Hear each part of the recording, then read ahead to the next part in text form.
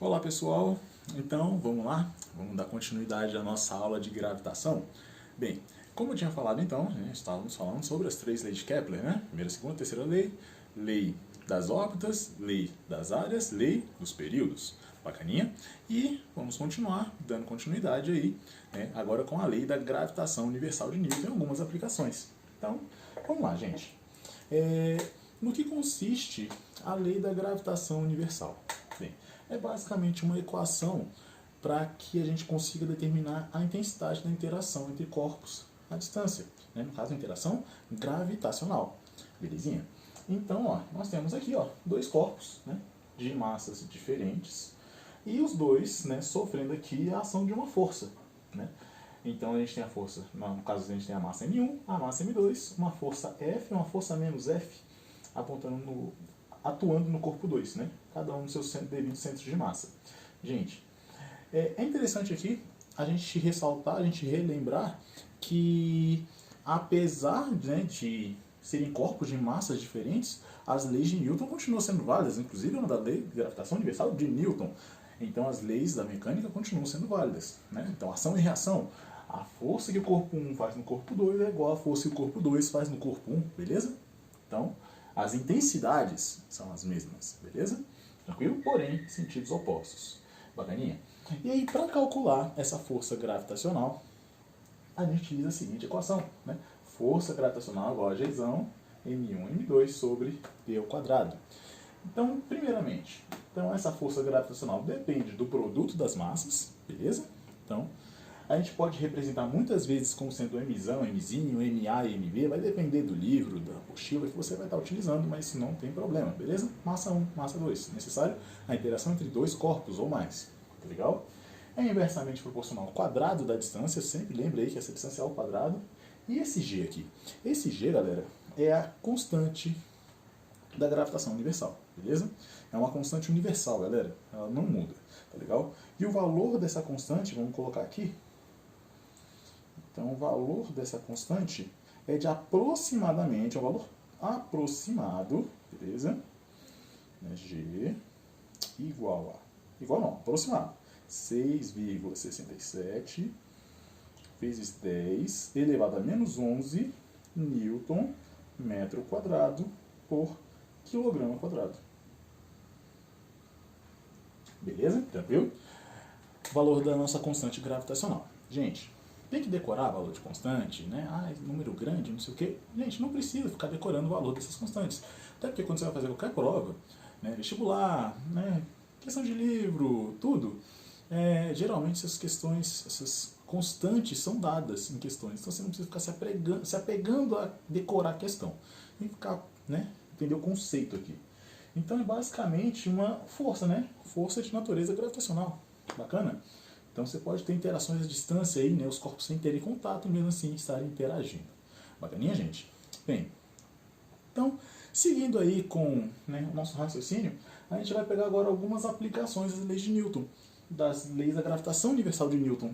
E uma delas aqui é a relação entre a lei da gravitação universal de Newton com a terceira lei de Kepler. Como eu falei na aula anterior, né, que a terceira lei ela está associada a lei da gravitação universal de Newton. E olha só, gente, para a gente poder fazer essa associação, a gente vai primeiramente fazer uma aproximação, tá legal? Então, gente, eu vou considerar aqui um planeta girando ao redor do Sol, porém perceba que a órbita é um círculo. Pô, Magabeira, mas a órbita não é elipse? Sim, mas a gente vai fazer a aproximação para um círculo. Pô, Magabeira, como é que vai essa aproximação? Aí você utiliza o raio médio, que eu falei na última aula, como se calcula. Beleza? Tranquilo? Então a gente vai considerar que esse movimento aqui é um movimento circular uniforme. Belezinha? Sendo assim, a gente pode determinar aqui que a força centrípeta vai ser... Quem vai atuar como força centrípeta aqui nesse sistema é a própria força gravitacional. Bacaninha? Então se a força gravitacional atua como força centrípeta, a gente pode fazer a equivalência das duas. E a velocidade do corpo, no caso com um movimento circular uniforme, será uma velocidade de módulo constante. Belezinha? Então, olha só, fazendo aqui a nossa equivalência, né? Então, força centrípeta é igual a força gravitacional. Belezinha? Como é que a gente calcula a força centrípeta? Vamos lá. Então fica assim, ó, m vezes v ao quadrado dividido por r. Em que r, galera, é o raio do movimento circular. Beleza? Para nós, no nosso sisteminha aqui, ó, a gente vai perceber que esse r, que é o raio aqui, ó, da circunferência, o raio da órbita, vai ser equivalente à distância entre os dois corpos, né? Que é a distância do centro do Sol até o centro do planeta. Beleza? Do centro, tá, galera? Tem que ser sempre do centro dos corpos, do centro de massa de cada um deles.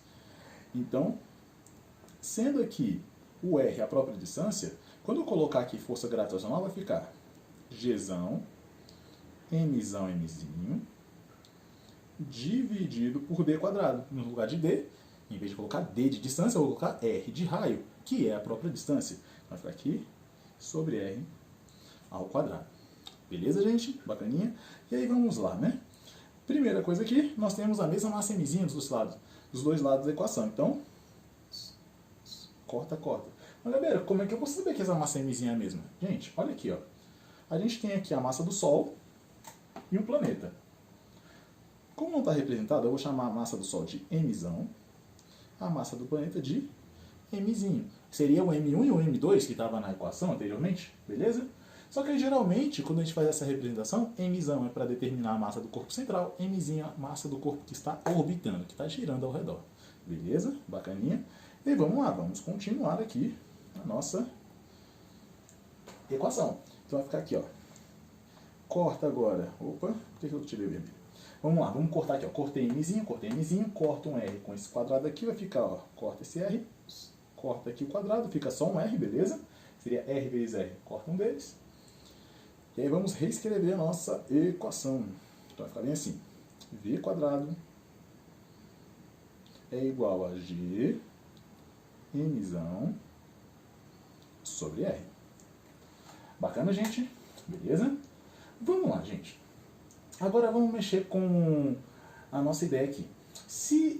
Com a nossa intenção. Se a ideia é chegar na terceira lei de Kepler, lembra que a lei dos períodos envolve período. O período é um intervalo de tempo, gente.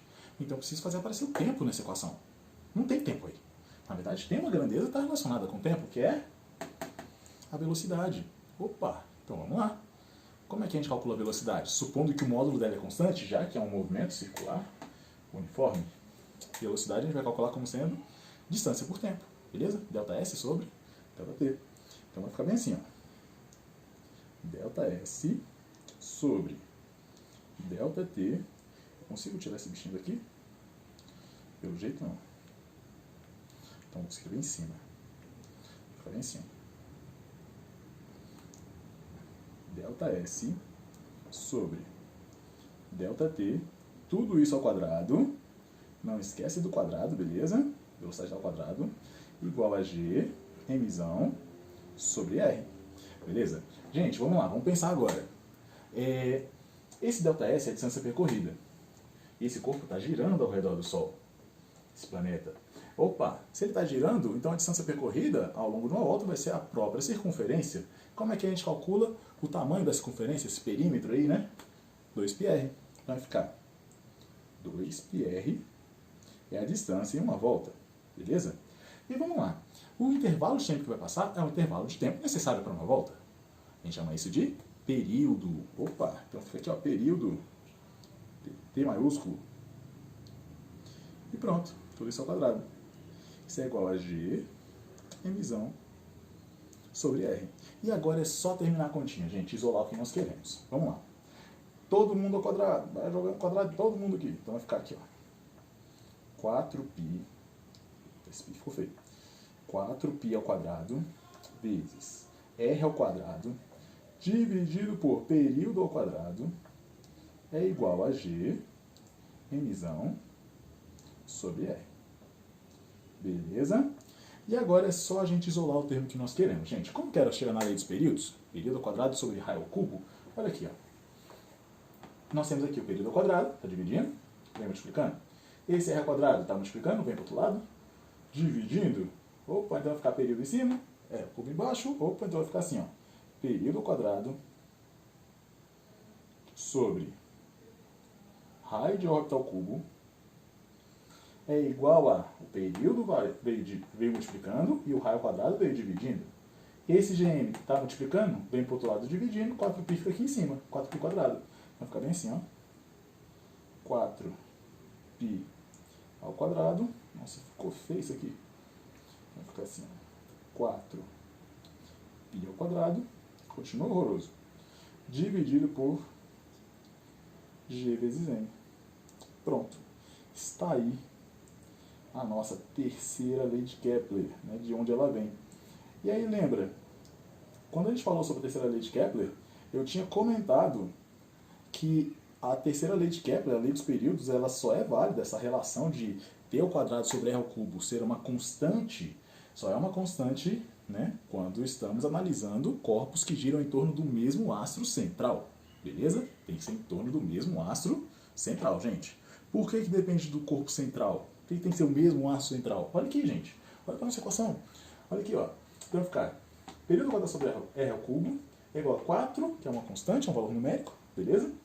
Π é um número irracional, 3,14, lá, lá, lá, lá, ao quadrado, uma constante. G é a constante universal da gravitação, beleza? E esse mzão aqui é a massa do corpo central. É a única coisa que pode mudar. Beleza? Tranquilo? Então só é constante para corpos que orbitam o mesmo astro central. Bacana, gente? Fera. E aí vamos agora a algumas aplicações das leis de Newton. Uma delas, velocidade orbital. Gente, pela figura aqui, olha só, a gente consegue perceber que tem um lançamento ali, né? Tem uma montanha ali um pouquinho fora de escala, né? Obviamente.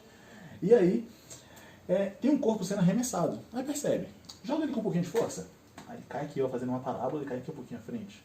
Ou um movimento parecido com a parábola. Aí joga um pouquinho mais de força, ele cai mais à frente ainda. Mais força, cai mais à frente ainda. Aí joga com mais força ainda, com mais velocidade, aí ele vai caindo, vai caindo, vai caindo, vai caindo, vai caindo, vai caindo, vai caindo, vai caindo. Só que agora ele vai ficar caindo para sempre. Oxi.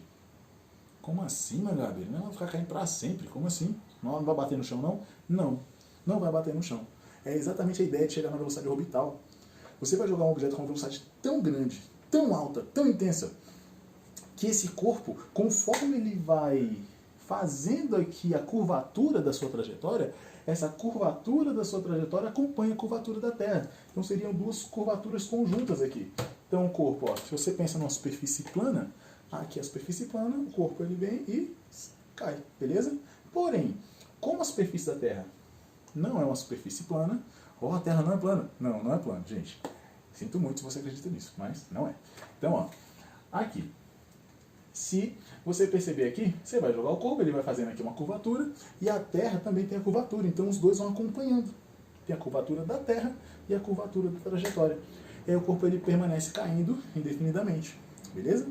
É como se ele estivesse caindo, mas errando a superfície terrestre. Bacana, gente? Beleza? Tá, Mangabeira. E aí como que a gente calcula essa velocidade orbital? Vamos lá, gente.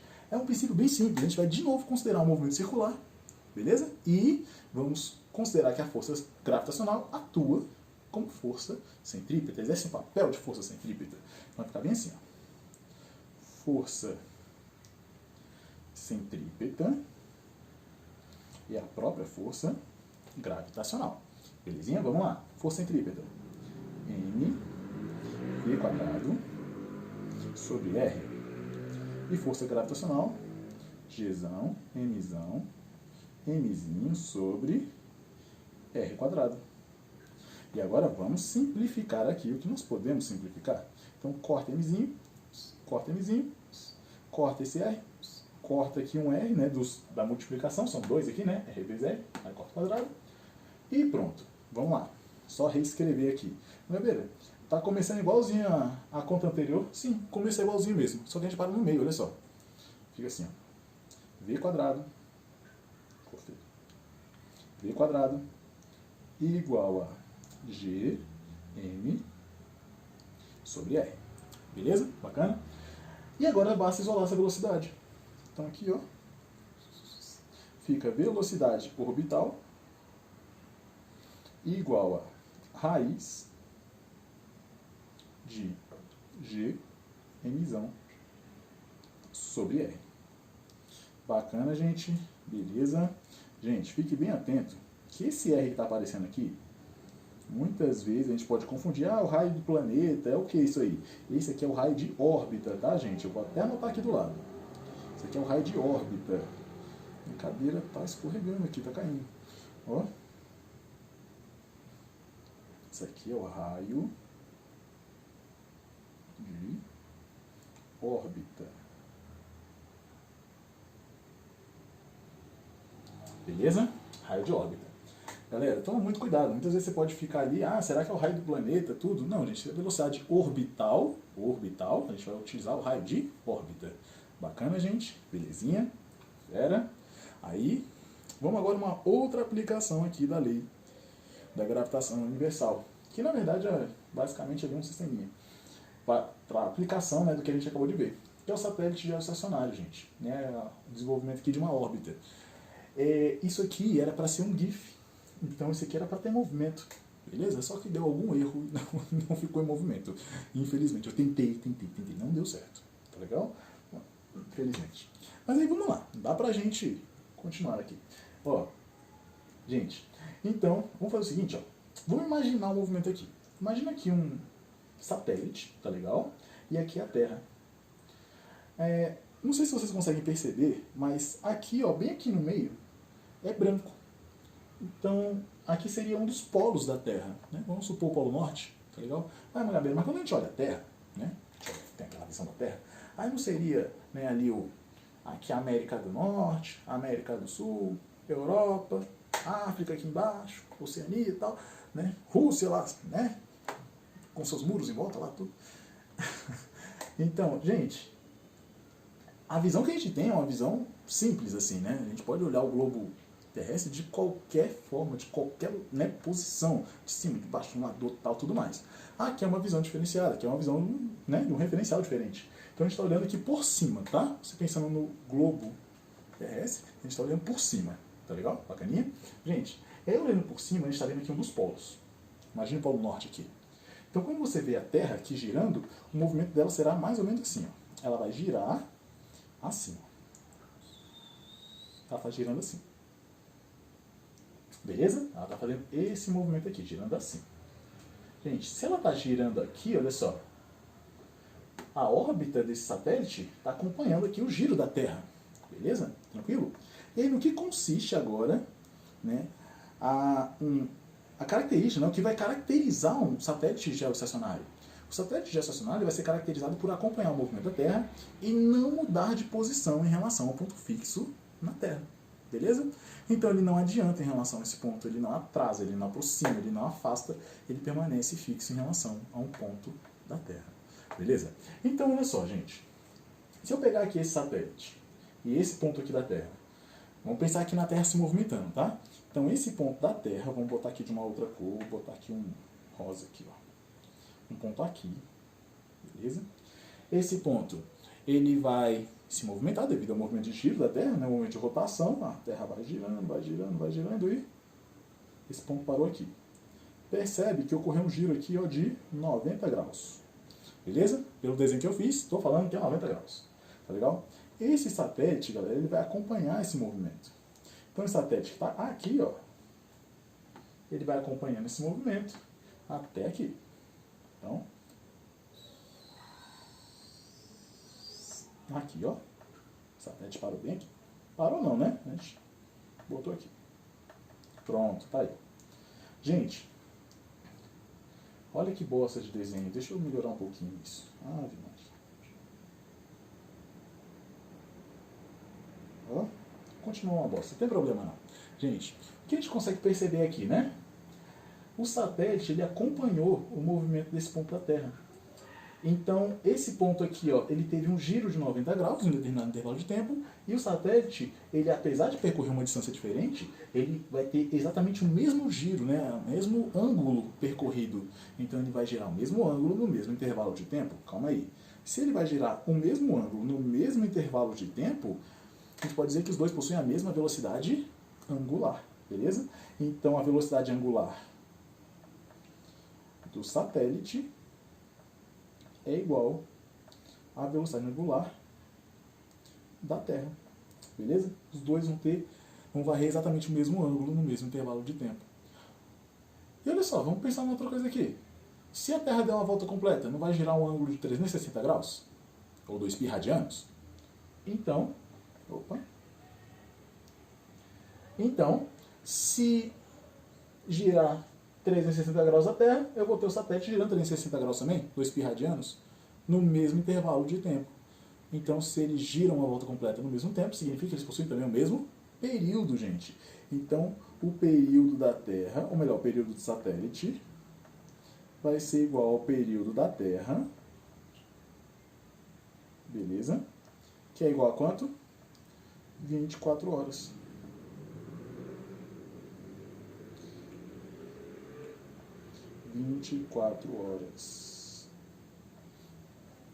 Beleza? Bacaninha?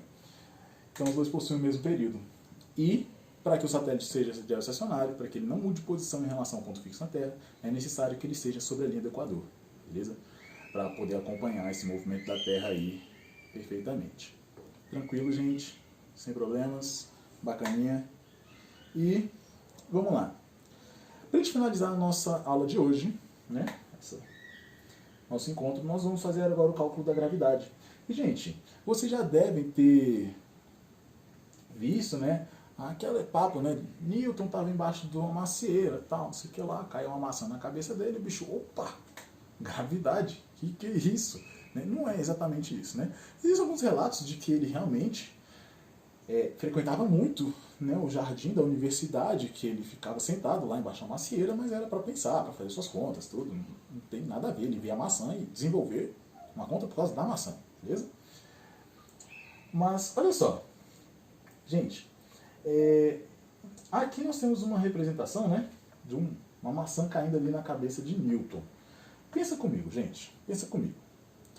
Quando a gente fala de força gravitacional, aí a gente já pensa, né, força gravitacional, tá, lei da gravitação universal de Newton, Gzão, Mzinho sobre D quadrado, não sei o que, tal. Só que quando a gente está trabalhando com dinâmica, mais no iniciozinho, né, do curso de dinâmica, de mecânica, aí a gente fala de força-peso. Aí na hora que fala de força-peso, já vem na cabeça, peso é massa vezes gravidade. Só que força-peso e força gravitacional, gente, é a mesma coisa. Aí por que quando fala um nome você pensa uma coisa, quando fala outro nome você pensa outra coisa, isso é a mesma coisa? Percebeu meu raciocínio? É confuso, né? Eu sei. Mas é porque não tem mudança. Então o que a gente vai fazer aqui? A gente vai fazer a equivalência dos dois. O peso é a própria força gravitacional, gente. Então para fazer o cálculo da gravidade, nós vamos fazer o seguinte, ó. Peso é a própria força gravitacional. Aí como é que a gente calcula peso? Massa vezes gravidade. Lembrando que essa massa aqui é a massa que a gente observa caindo uma maçã, por exemplo, né? Caindo. Uma boa. E força gravitacional, Gzão, Mzinho sobre D quadrado. Beleza? Simplificando aqui nossa equação, vamos lá. Corta Mzinho. Lembrando que Mzinho vai ser a massa pequena, a massa do corpo que a gente está observando. Uma maçã caindo, por exemplo. Mzão seria a massa do corpo central. Então, por exemplo, a gente está calculando a gravidade na Terra, massa da Terra. Beleza? Tranquilo? Então, nós temos aí, vou botar aqui, que a gravidade pode ser calculada como G, Mzão sobre D ao quadrado. Está aí a nossa equação para o cálculo da gravidade. Gente, agora vamos lá. Vamos falar um pouquinho sobre essa equação aqui para a gente poder finalizar. Esse cálculo aqui, gente, ele é feito de acordo com a distância. Então esse D aqui, ele é a distância do centro da Terra até o ponto observado. Beleza? Se eu quero calcular a gravidade na superfície terrestre, essa distância aqui é a distância do centro da Terra até a superfície. A distância do centro da Terra até a superfície é o próprio raio da Terra. Beleza? Dá aproximadamente aí 6.400 quilômetros. Então você tem que ficar atento à questão da distância. Não é distância em relação à superfície. É a distância do centro do planeta até o ponto observado. Beleza? Então, ó, vou até puxar uma setinha aqui e vamos fazer essa anotação aqui para a gente finalizar. Então, a distância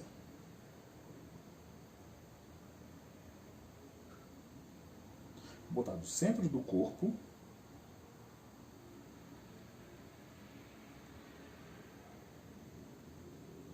até o ponto observado.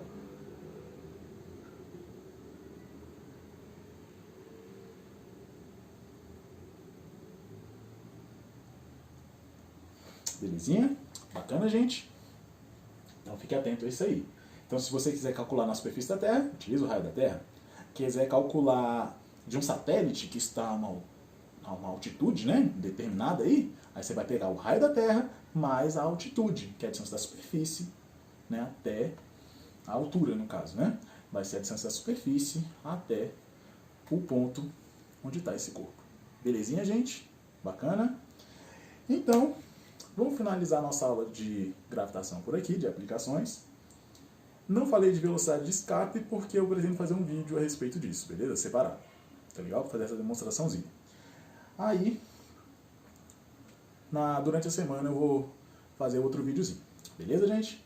Então, espero ter ajudado um pouquinho vocês. Até mais. Bons estudos e